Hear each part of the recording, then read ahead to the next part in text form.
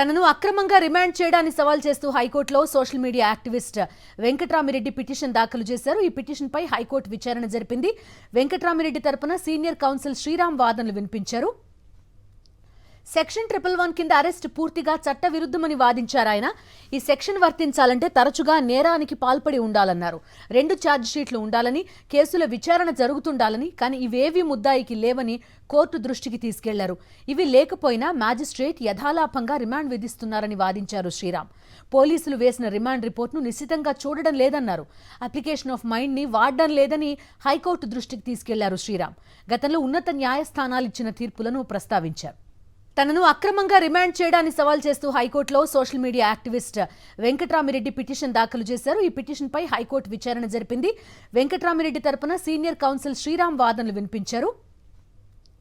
Section 111 కింద arrest పూర్తిగా చట్టవిరుద్ధమని వాదించారు ఆయన. ఈ సెక్షన్ వర్తించాలంటే తరచుగా నేరానికి పాల్పడి ఉండాలన్నారు. 2 ఛార్జిషీట్లు ఉండాలని, కేసుల విచారణ జరుగుతుండాలని, కానీ ఇవేవీ ముద్దాయికి లేవని కోర్టు దృష్టికి తీసుకెళ్లారు. ఇవి లేకపోయినా మ్యాజిస్ట్రేట్ యథాలాపంగా రిమాండ్ విధిస్తున్నారని వాదించారు శ్రీరామ్. పోలీసులు వేసిన రిమాండ్ రిపోర్టును నిశితంగా చూడడం లేదన్నారు. అప్లికేషన్ ఆఫ్ మైండ్ ని వాడడం లేదని హైకోర్టు దృష్టికి తీసుకెళ్లారు శ్రీరామ్. గతంలో ఉన్నత న్యాయస్థానాలు ఇచ్చిన తీర్పులను ప్రస్తావించారు.